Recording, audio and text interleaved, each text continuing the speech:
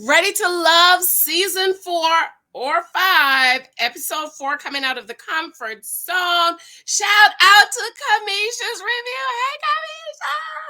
I just got off of Kamisha's review where she was doing a live review. She had quite a few ladies over there. Shout out to all the ladies that were on Kamisha's review.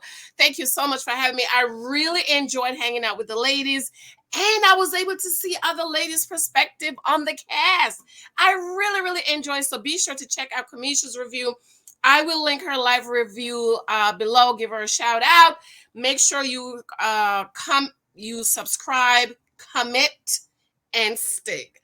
Shout out to Carter's review. That's Carter's review. Okay.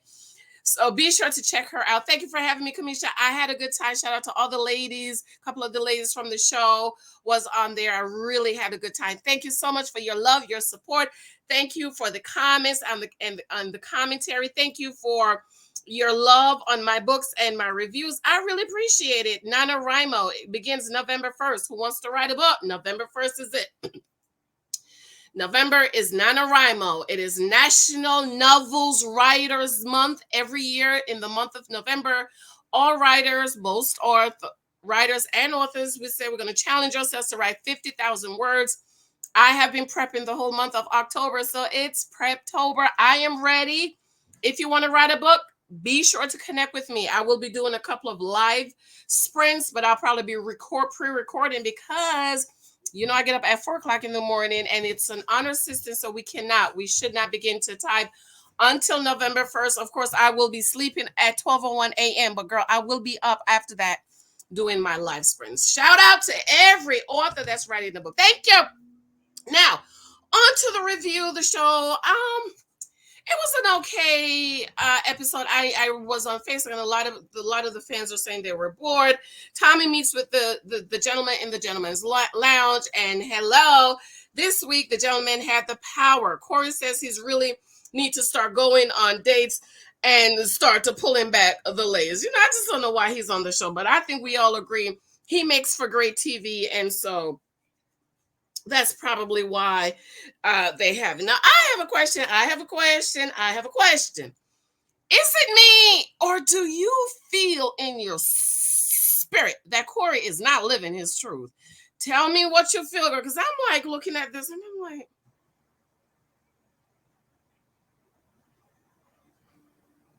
no, the Bible says the Holy Spirit will pick up a spirit, okay? What you think? Let me know. Okay, so this week the goal is to take the ladies out of their comfort zone. I love that. And at the end of the week, they will decide which lady is not ready to love. Frank meets with Aisha. I must say, surprisingly, I really like their chemistry and their connection. So do we have our first couple in Frank and Aisha? It's interesting to know. He asks her, how you feeling, boo? I really like that. That's like a very comfortable language. I love his voice. His voice is growing on me. He look like a bishop. He's just a little bit too short. But I'm starting to really like Frank. I wouldn't be interested in him if he was single. He's short and, it's just not my type. But I'm starting to really like Frank, and he has a very nice voice, and I'm liking him and Aisha. Aisha says Frank give her butterflies. I love that, the butterflies. But she wants to know, is it deeper than butterflies? Because that's important, right? You want to be able to go below the surface. Butterflies is good, but can they dig a little bit deeper, and do they grow a little bit deeper? Frank claims that out of the gate, he says that Aisha was his first connection. Like the first time he saw her, he was really connected to her. And I'm trying to, is that when it was Frank and Aisha, and who was the first one that was sent home? What was the girl that was sent home? The first girl that was sent home. Who remembers? I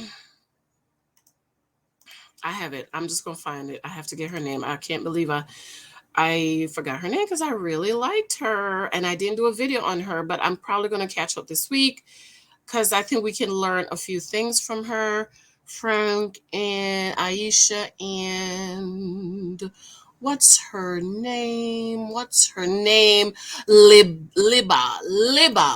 So that's when I'm guessing it was Frank and Liba and Aisha was sitting down and they were talking about the tattoos. And I got what Frank was saying. She came out very giddy and very, home girlish type, and they didn't like that. So he's saying he was really able to connect with Aisha initially, so that was good.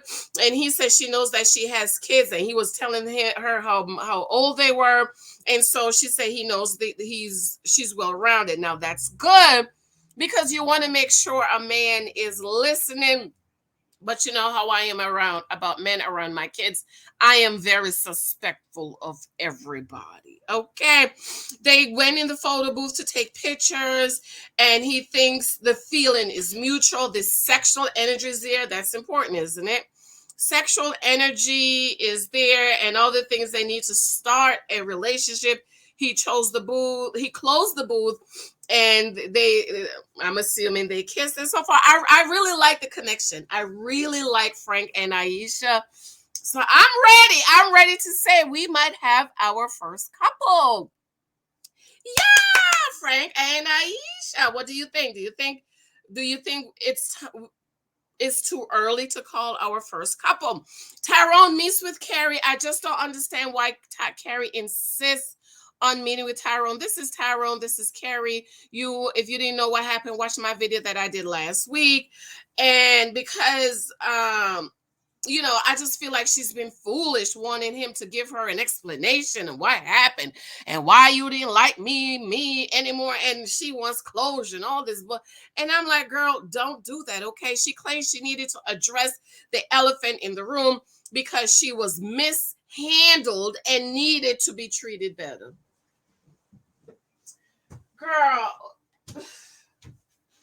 Girl, who mishandled you? And this is what I don't like about women. We get so emotionally involved so quickly that we think these men owe us the world. And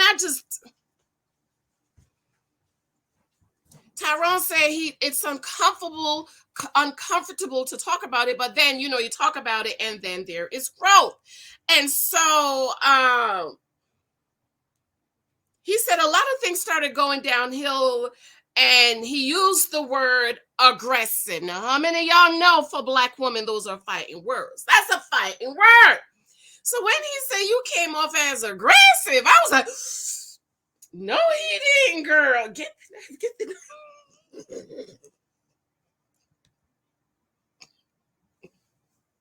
Because for Black women, that's a fighting word. And so I was over on Kamisha's review, and a lot of the ladies were feeling like, no, he didn't. But then I listened to him and what he said, and then I understood what he meant. He said to her after the mixer, he was getting another numbers and somebody else's number. He could see through the corner of his eyes. She's looking very uncomfortable and disappointed that, oh my God, he's getting somebody else's number. And so he said, I started to see something about you and how you show your feelings. Carrie claims that it wasn't aggressive, but interest. She says she knew Shiloh likes Tyrone also. Tyrone continues that she asked about the date. She called him late one night, text him, and asked about the date, asking if he's still interested in her. And he was like, first thing in the morning, I don't have an answer. Am I still interested in you? And that's not an answer I want to give, but there's no better time to say, there's no better time to say I'm not interested in you anymore. Okay. Karen says you could have told me that morning, and I was not giving you pressure. I was showing interest. And what I got from that is, ladies, we think we are showing interest in men, but it comes off as us being aggressive. Now, I don't think he means aggressive as aggressive, but aggressive in her approach to let him know she's interested. And I'm telling you, most guys don't like us to do that. Most guys just want us to remain soft and feminine and ladylike and allow them to lead. And all we have to do is pay attention to their actions. That's what I felt. I didn't feel like he was like, oh, you're being super masculine or aggressive, because I don't feel masculinity from Carrie or aggressiveness from Carrie. But I understood what he was saying. Like you are becoming extremely pursuing me, and I don't like that. That's what I got. What did you guys get from that? Tyrone said he was trying to figure out what did he do wrong. In the voiceover, she says she's not aggressive, she's not thirsty, but she wanted to know where she stood. That comes off as you being aggressive. You asking, where do I stand? Do you still like me? Are you still interested to me? To most men, it reads as you're being aggressive. And they don't like that. And so if a man shows interest, you need to just sit back and let him lead. Call you to choose a date and all this thing. The problem with most women is you're sitting down waiting for Pookie to call you and date you when you should be busy dating Pookie, Reggie, Tyrone, Cornelius, Jesse, all of them. See, if you're busy dating all these other guys, what he's doing doesn't matter because you're busy dating other guys. You see that? But because she had put all her eggs in Tyrone's basket, because she did say, in fact, and you know, it hurt my feelings, and y'all knew how much I was feeling him. I really like Tyrone. I thought about it, and he said, I thought about it. So she had already put all her eggs in his one basket, and now she's all emotionally involved, emotionally hurt, and she's not getting back what she thought she's putting in, and it comes off as aggressiveness. But I don't get aggressive or masculinity from Carrie. She's one of my top ladies. I don't get that from her. Courtney, yes. Okay. So they basically ended by telling him to do his thing and hope it works out. And they kind of hugged it out and went away. Corey sets up a skating date with Cornelius, Courtney, and Camille and himself. Corey says he knows that Camille has a soft spot for Cornelius, and basically Cornelius basically owes him and should give him, owes him basically. Courtney hugs Cornelius, and of course Camille is like, oh, that's enough. And I'm like, Camille, why are you acting like you're his mama? So Camille is skating with Cornelius and asks if he's jealous. Why are you focusing on them? And I'm like, Camille, don't talk about the other woman when you're with a man. Don't ever mention nobody else. Enjoy your date, enjoy your time, but they're not there. Courtney claims that Corey says that Corey's a captain. He's doing all the steps and all. He's being extra, and she doesn't like that. She's all over the place, and she prefers for her man to be cool. Yeah, me too. I'm like, calm down, keep down. Camille and Courtney talk about he was wanting. It would be if waiting for sex, would it be terrible? Basically, that's what I got. And he was like, honey, I got the thing. I got it. And he claims that it's not going to happen because the attraction is there and all of that is going to be fire and all of those things. Camille asks the big question, honey, tell me about your bank account. And Cornelius laughed and said, okay, so Cornelius asks, do you have student loans? Here she go, 2 masters and a bachelor's. Do I have student loans? So and she said, debt should take you to your grave. So Cornelius was like, I don't like that. I'm not in debt other than his house. He puts his money in his savings for 1K, IRAs, and so on and so forth. So Camille was like, yes, girl, yeah. I really think if Camille could stop being so, I don't know what the word is, It's not ghetto. I just don't know. She's too extra for me. Okay. I know there's a time to be extra, but she's extra all the time with him. It's like when her time is with him, it's a whole production scenery. And he spoke about that later that, she's a lot, basically. And of course, Miss Camille she's ready to fall in love. She's ready to fall in love with him. Cornelius keeps looking back at Courtney and Corey, and she asks, "What you keep looking back for?" There you go again. Okay, or you should just take your little finger and turn his face back to you, honey. Don't even acknowledge the other girl over there. Okay, her voiceover. She said Corey is trying to date everyone. Wait a minute. Wait, I missed a step. In Cornelius' voiceover, he said, "I'm flattered that Camille is interested in me, but he must be careful about her getting possessive because he wants to get to know a few of the other ladies." See, once a man use a word like possessive with you, girl, forget it. Ship has sailed. Corey asks if Courtney wanted to know anything about him, and in her voiceover she said Corey is trying to date everyone, that he does too much. She likes her man to be cool, said that already. And she basically asked him, do you want to be married? And then he give the just the lame excuse, like, yeah, I want a life partner. See, life partner marriage is not the same thing, honey, because you have people been shacking up for 50 years. They're life partners, but they're not married.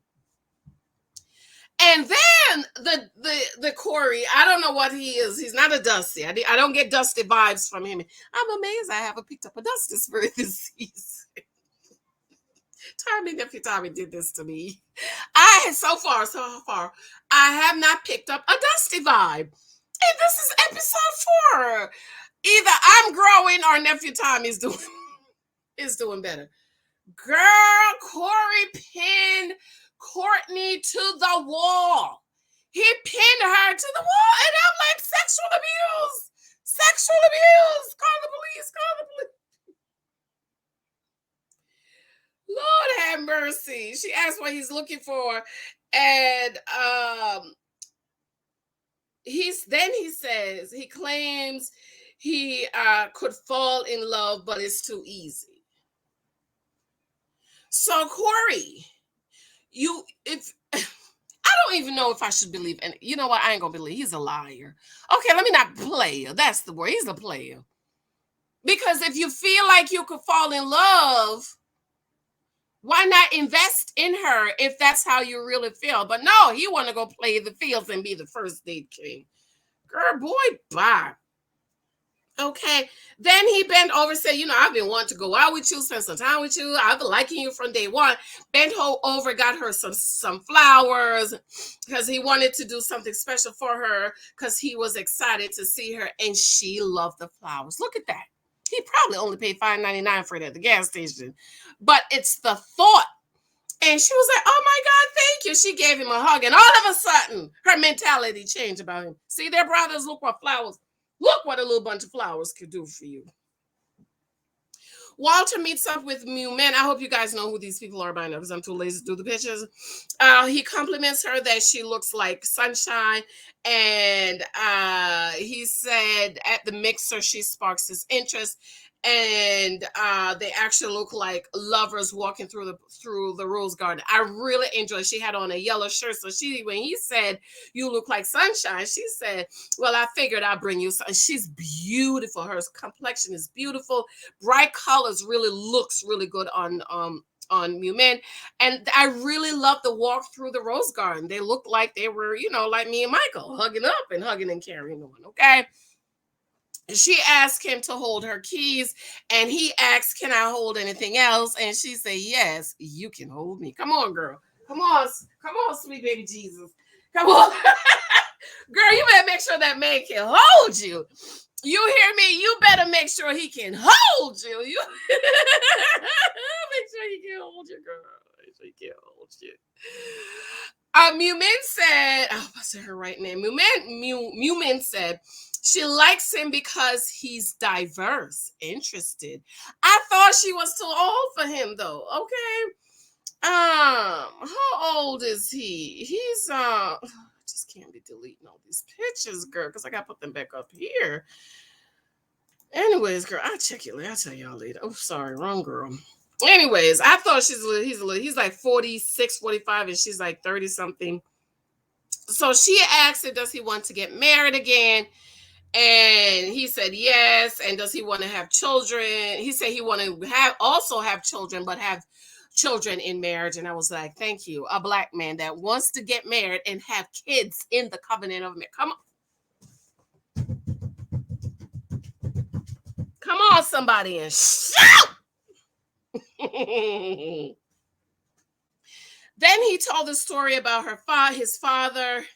And basically, that the father is not involved. He lived in some Philippines or somewhere, and he wrote him a long letter. And it's like he never got the letter. He read the letter, but his response was, "Oh, we're about to go to your sister's house for birthday." Just shallow. And he was like, you know what? I have done everything I possibly could do. Muman then says he was vulnerable, so she wanted to be vulnerable too. And so she shared the story about her father. And he asks, is that why you like older men? And I'm like, girl, if you have father issues, you do not need to be dating an older man. Okay, move along. Okay. He said that the date was simple and nice and moved her up on the list of women. She asked him to call. She was like, call me Zaddy. I was like, no. Call Zaddy, girl. Zaddy. And he loved it. He was like, ooh, I like it. Mm-mm. And girl, oh my God, why he picked her up on his back? Girl. It's nice when a man can pick you up, but when he can carry you on his back and gallop down a little hill, girl.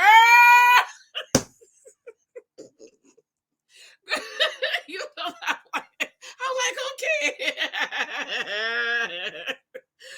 Oh God, that was so funny.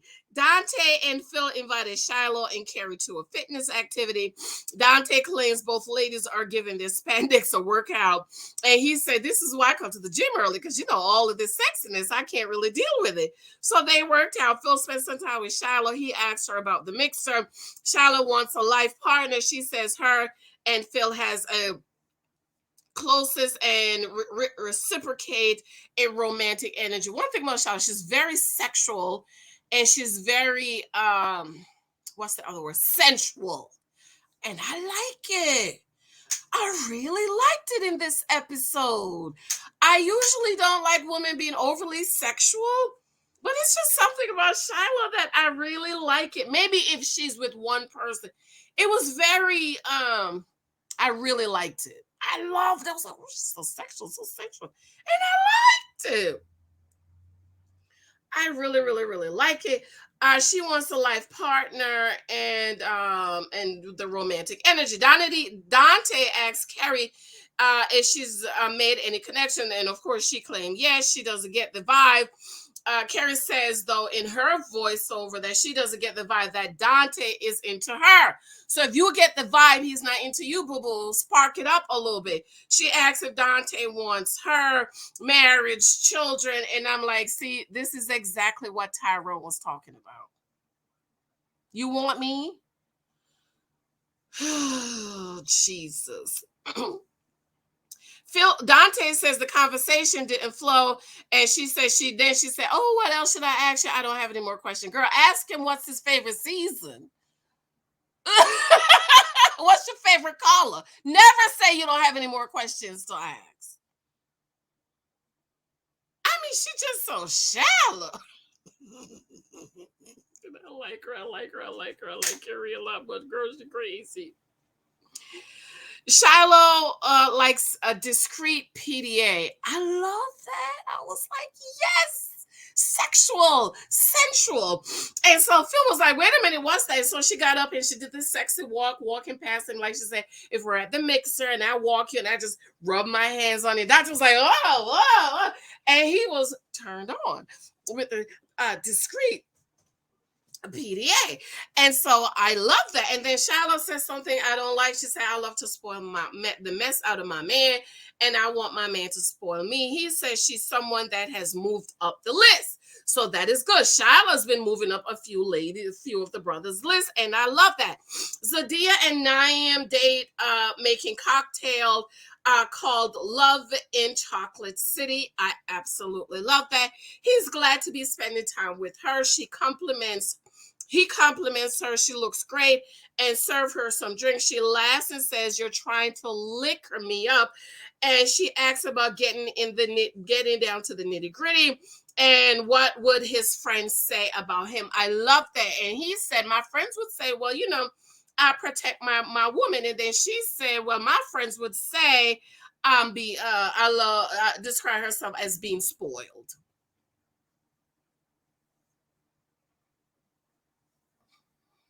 It's like Zadia just doesn't know what to say about herself. I'm spoiled. I'm crutchet. I'm ghetto.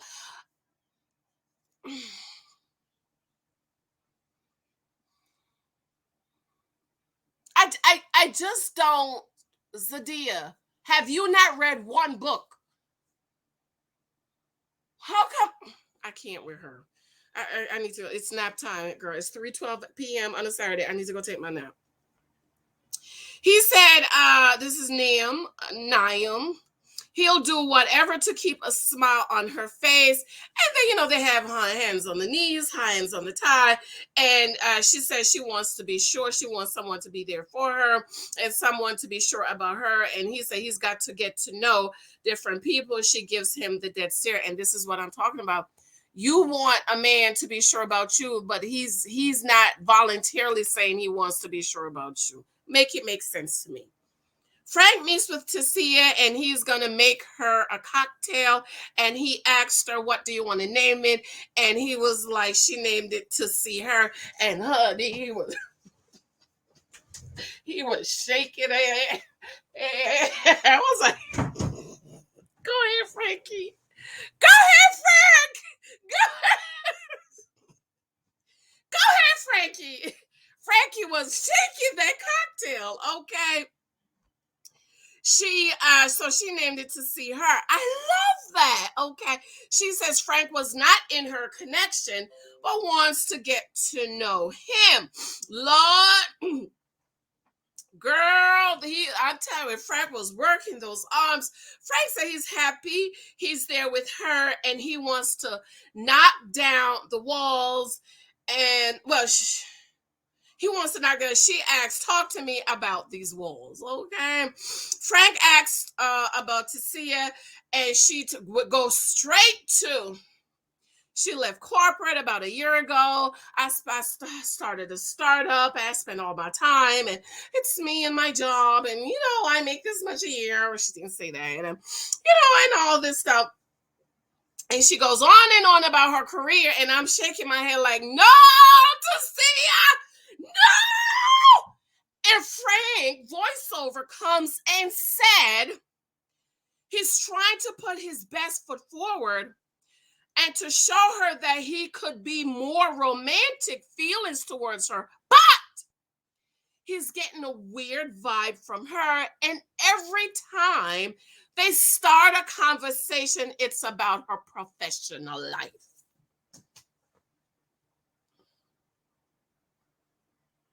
It's about her professional life. And he says, then she goes on, she said, I climbed the corporate ladder at 22 and blah, blah, blah. And Frank's voiceover, he gives us the key to what men are looking for. He was like, who are you? Who are your friends? What do you do for fun? Were the conversation he was looking for. He's not like Gil the Dusty who wants a woman to take care of him. I'm making the assumption. So the men meet up at the man cave. The brothers compliment each other. I absolutely love that because brothers don't do that often. And I really love that. And I feel like nephew Tommy is giving me Dusty vibe because he talked about, did you find your ride or die? Every man need a ride or die. Okay, don't bring the ghetto nest, a ghetto whatever over it about the ride and die. He asks, was there any connection? Corey's feeling Moomin from day one, but been feeling Courtney from day one too. Tyrone hit it off with Sabrina and Shallow, and she's his number one. They're talking late night FaceTime. It's easy, and he can see a future with her. Bam. Corey says he can see a future with Shiloh. Phil says it's in his voice so shocking about Shiloh. Cornelius's biggest connection was Camille. The Tom nephew was like, well, what is it? And he was like, you know what? She's curvaceous and she's chocolate. However, she has a lot of personality. That's what they say. That's the professional term. She has a lot of personality. She has a lot of personality. He loves it. It's surprising. It's going to get on his nerve. Because whenever a man mentions, oh, she has a lot of personality, but I love it. And he said it's surprising that he loves it. And I just don't think he likes Camille types or the Courtney types. And I don't see anybody there for him. At least not yet. Okay, also feeling Courtney, lots of talk, and she told him the ball is in his court. This is Cornelius is also feeling Courtney, and then they do talk a lot on the phone, and she's like a dark horse that's creeping up. They talk a lot on the phone, and she says to him, the ball is in your court. You know, these women just get on my nerves. Okay. Tommy asks if he's willing to put in the work, and he said yes. In other words, Courtney's a lot of work. And I mentioned that I got very masculine vibes from Courtney. The ladies on Kamisha's review disagree with me, but I've said that from day one, that I get a lot of masculinity from her. And, you know,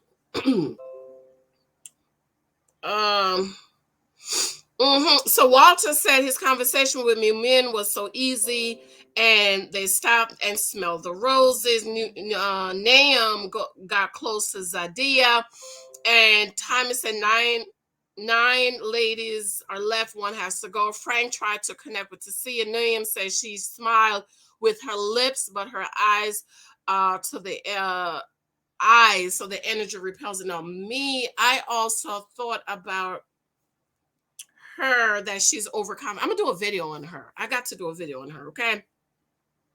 Tyrone had a rough date with Carrie, and he allowed it to come out of his mouth. And nephew Tommy was like, well, what happened? He said, I allowed it to come out of my mouth that he wasn't feeling her anymore. This is why I said they don't tell us. They don't tell us. Okay, maybe he felt like he had to. They're not going to tell us. They want you to pay attention to their actions. Nephew asked him what happened, and he said, I met someone else. In other words, he met somebody else that he liked more than Carrie, and that's okay. Cornelius is not feeling Sabrina. They haven't had any conversation, but he knows she doesn't want to have kids, and he has to have something from his own. Plus, the age is off. She's 46, he's 30-something, so. Dante wants to spend more time with all the women, so he needs to be more intentional. And so then it was two ladies have to go home. In the bottom two was Tasia and Carrie. Cornelia meets with Tasia. He says, been trying to get a date with her, and she said she's been too. Cornelia started to tell her why she's there. Men think she is not as open, but in her voiceover, she said, here y'all go again. And that's why I think she's overly confident. The ladies disagree with me on Kamisha's review too, about me thinking she's overly confident. Naam meets with Carrie. Her dress is beautiful. I love the dress, Carrie. I would wear it. And that's one of the things I like about her. She dresses very modestly. And I think that's probably something that has me like, every time I see her, she's modestly dressed, but always very pretty and very feminine and very ladylike. And so he asks how she feels about the connection she's been making. Says collectively they don't think she's ready. He said collectively the brothers don't think she's ready to love. She claims she wanted to get more with the guys. She feels disappointed and misunderstood and has only connected with half the guys, Carrie. So if you've only connected with 4.5 men, 50-50 don't do, baby. You need to at least have a 51%. And so they're saying carry home. Do you think, and that's it, do you think they made the right choice? I think so. She hasn't made any connections with other than Tyrone. She put all her eggs in one basket, and that never works for you. Tell me what you think. I absolutely love and adore you. Remember to show me love on my books. I will be in the comment section. Moments of Gratitude, the Thanksgiving series. Be sure to pick that up. Naked Wife is available. In Christ I Am. Don't Give Boyfriends Husband Benefits. My t-shirts are on Etsy. My latest book, 10 Years a Girlfriend. And of course, my latest journal. Please be sure. I need reviews on Amazon. If you've gotten a book, bought a book. I love you. I adore you, girl. I'm going to bed. Bye. Bye-bye. Love you.